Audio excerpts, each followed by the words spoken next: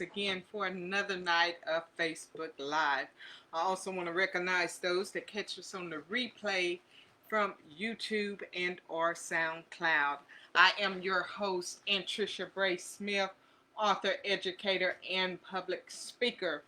If you haven't already checked out my website so that you can take a look at the books and resources that I have available for you, you can take a look at my website at www.antriciabraysmith.weebly.com. Again, that's www.antriciabraysmith.weebly.com. It is indeed a blessing to be here with you tonight. I thank you for taking out your time, as you do so often, to be here to join me and just continue to show your support and encouragement for this platform, guys. So tonight I wanted to just talk about the church. So many of us are making decisions for the first time since March whether or not uh, attending services on the morning, whether or not it is a good idea or not. We know that so much of our towns and our communities and our businesses are opening back up, and we're looking at the numbers. And on top of that, there's so many other events that are going on that has us emotionally stirred. And so as believers, sometimes where we find that comfort, we find it in the house with other believers to gain strength. And if that's you, I'm just here to talk to you tonight, just to kind of share my encouragement for you, and also to kind of give my perspective on what the pandemic has done, whether good or bad, as it relates to the church. We know that it's been well over 60 days, probably closer to 70, since our nation has been impacted by COVID-19. And it is a virus that is going around that has caused some death. But not only that, I believe that this pandemic has caused more fear in the body of believers than anything. And just people as a whole, because maybe you're listening to me and maybe you're not a believer, but you're still my brother or you're still my sister. And so that still causes me to have concern for you. So I know that many of the churches have made necessary adjustments so that they could still provide a sense of normalcy for their congregation. And some have streamed online. Some have even continued to open up their doors so that people can still gravitate together and worship and support and encourage one another. And then there are those that have did a variety of service options, even so far as to have services on the outside, on the grounds of the church, or on the grounds throughout the town or the city. And so whatever that method was for you and whatever it looked like, I just wanted to share with you some of the things that I've seen throughout the pandemic that I thought was a good, productive eye-opener for the church. Now, one of the things that I've seen that really touched me is to see the number of ministers throughout the country, throughout the states. Not only that, but the number throughout my own hometown that streamed live from within their homes. Now, these are not your everyday pastors. These are maybe assistant pastors or just affiliate members of the church that began a live stream of service from within their homes. Now, I believe that this is one of the greatest things that could have been birthed through the pandemic as it relates to the church. Because what that did is it gave a platform to ministers or associate ministers or evangelists. It gave them a platform to still do what they believe that they were called to do. And what it also did was, since they were in the comfort of their own home, conducting the services in their own manner, it took the limits off. And it took the limits off of God, restricting him to a particular building. So I wonder if that is your purpose, or if that is your calling. What are you going to do when the doors of the church building open back up? Does that mean that you stop? Does that mean that you stop doing what you started? Does that mean that you go back to normal? Or do you get that where you have been suppressed so long that it has now been revealed to you that if you're given a job to do, it's not about where you do it, but that you are commissioned to just do it? Because to so many, you've had a taste of it, and it tastes good. But to others, now they have a decision to make. Do we turn around and go back to Egypt? Or are we going to stay free and press toward the promise?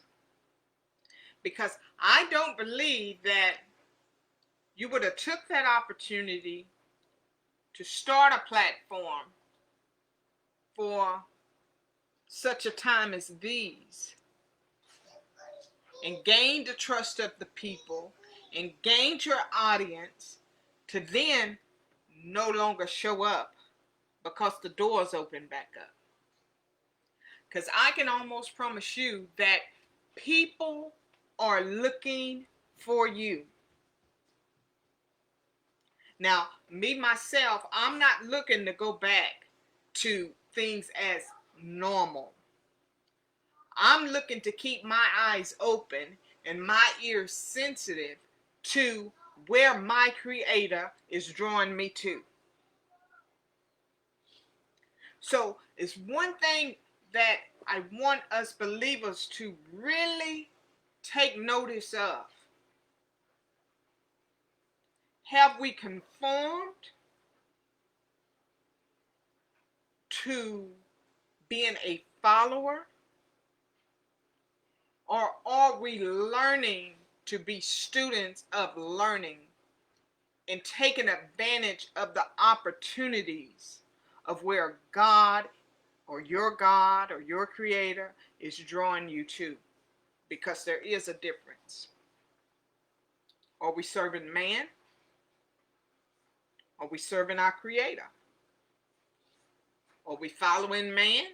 Or are we following our Creator? There is a difference. And remember, mind you, I'm talking about those that opened up a platform here in the cyber world that drew people in. Did you not know that when you took that step that people were going to be looking for you? So what kind of adjustments are you willing to make as you make the decisions to return to your place of worship?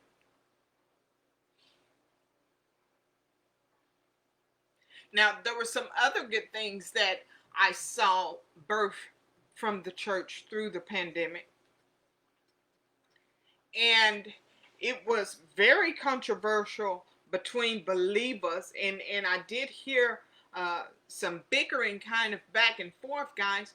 But to those that continued to serve throughout the pandemic and continue to hold services in house and things like that, that doesn't mean that they're any better or any worse than those of us that stayed home.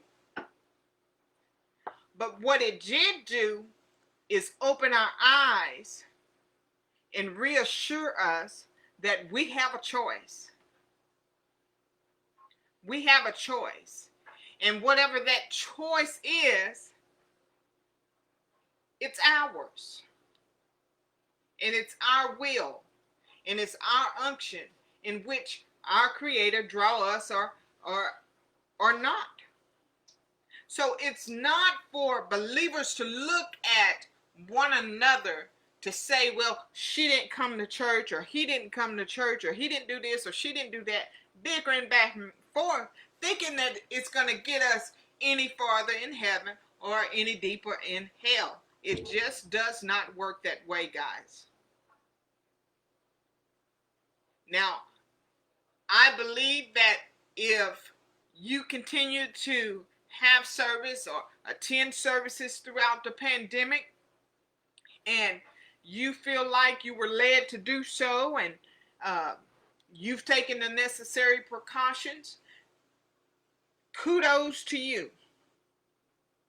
But don't ever think that you are so much better because you did and that somebody else didn't. Because one thing that I know about the Creator that I serve is that He loves us all. And just as He prepared a place for you to worship there, He also prepared a place for others who chose not to leave the safety of home, and prepared a place for us to worship here.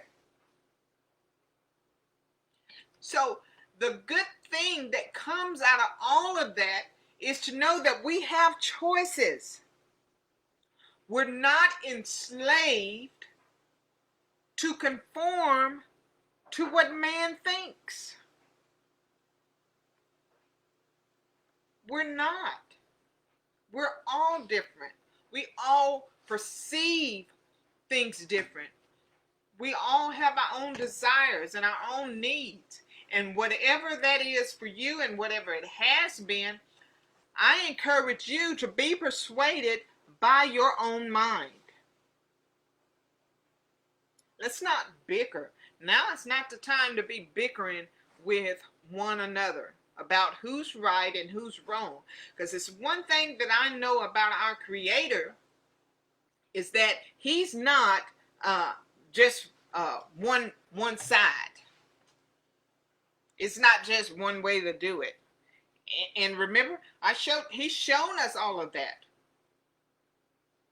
He's shown us. He's raised up people that I didn't even know had a word, or was a minister, or had the unction to speak or teach.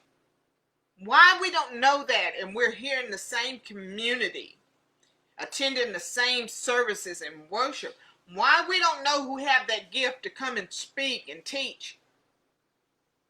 Could it be that some of them have been suppressed behind leaders that would not give them an opportunity to stand up and speak up on their gifts?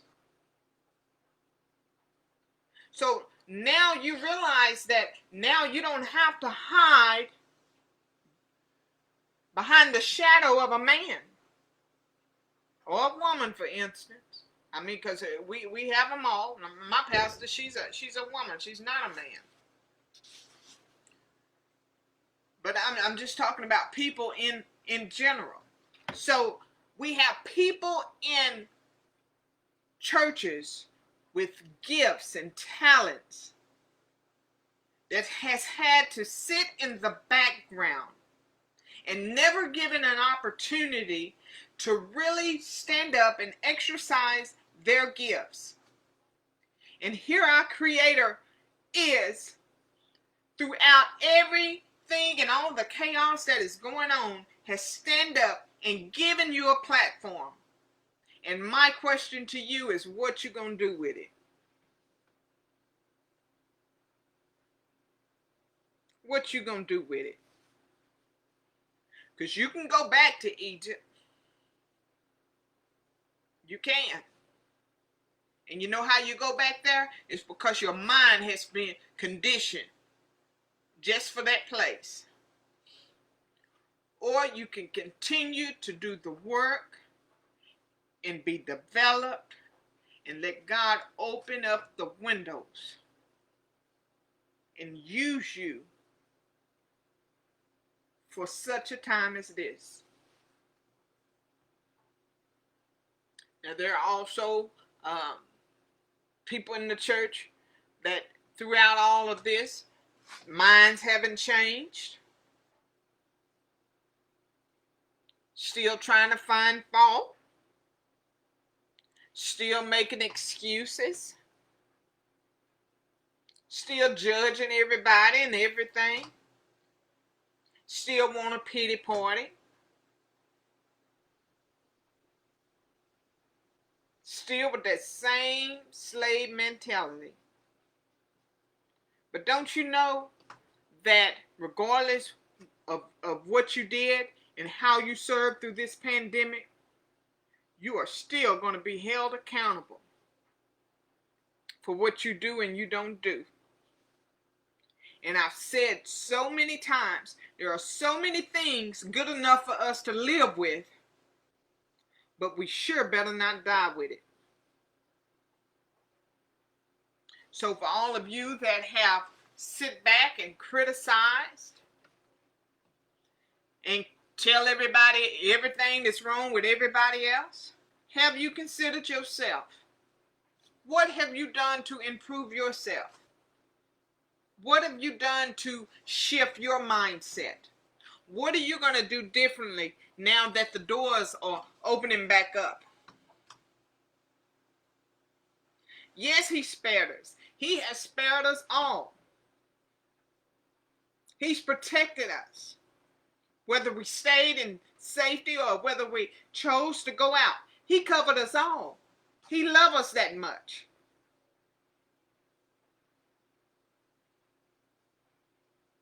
But he's also given us an opportunity to see where we miss it. And not only that, but where we miss him. And he's spoken some of those words through the people that we look over week after week after week.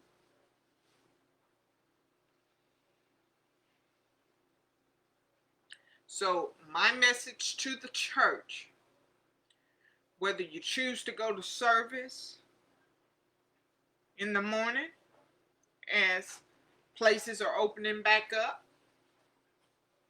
or whether you choose to continue to stay at home and worship from the comfort of your home,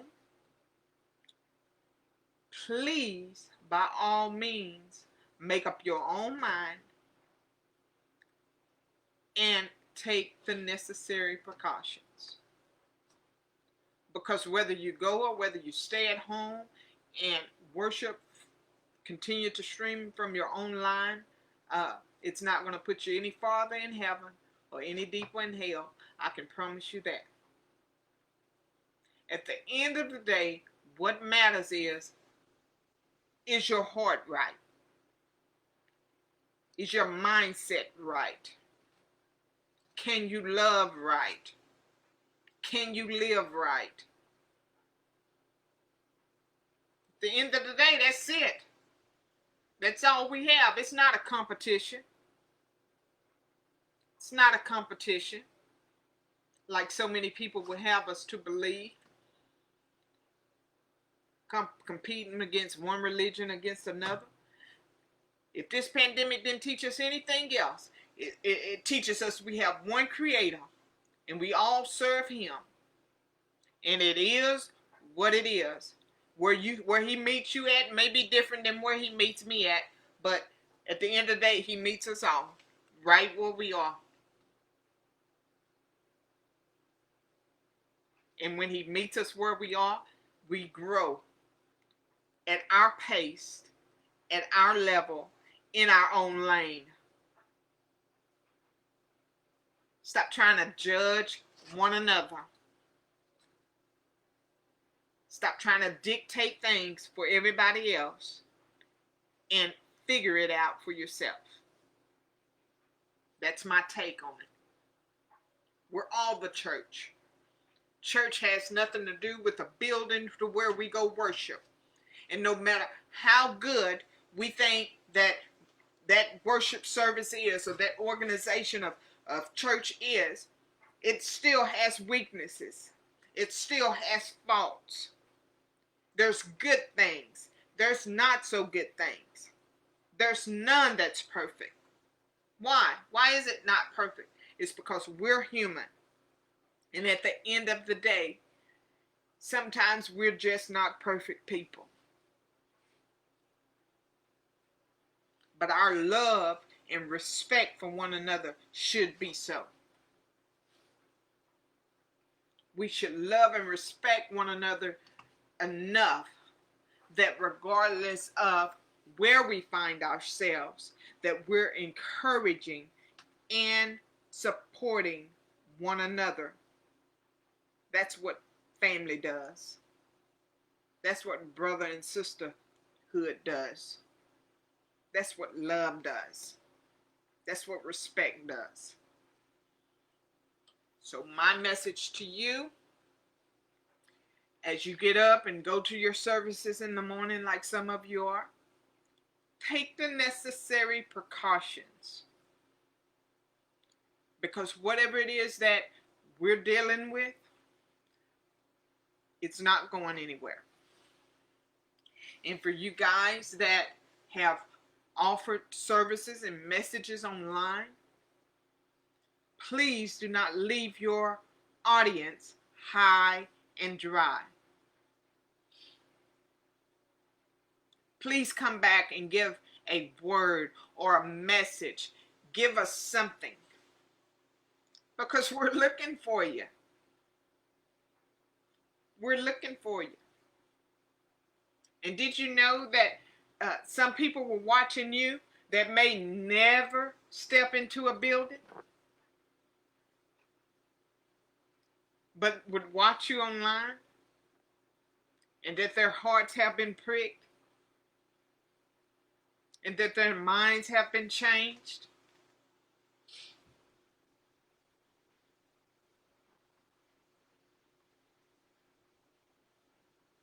So let's not forget that just because the doors are opening back up and people are coming back in, let's not forget that if you accepted the platform, that you are still accountable and there is still work to do. So guys, I appreciate you joining me tonight. Thank you for listening to me as I share my perception and my message for the church. Because it is so important. It is so important. There's so much going on. And there are so many people that are still not ready to leave the comfort of the safety of their homes. And yet there are so many more that are ready to go and fellowship with their brothers and sisters in Christ. So whatever decision that people make, let's be respectful and loving and supportive of one another. Let's stop judging too soon. Let's stop criticizing. It's time out for that. Now is the time for us to love and respect one another and meet one another where we are. I appreciate you taking out the time to join me. Don't forget, if you haven't already been to my website, take time to visit my website and look at the books and the resources that I have available for you. Again, my website is www.triciabraysmith.weebly.com. I'll meet you right back here tomorrow night at 10 p.m. Good night, everybody.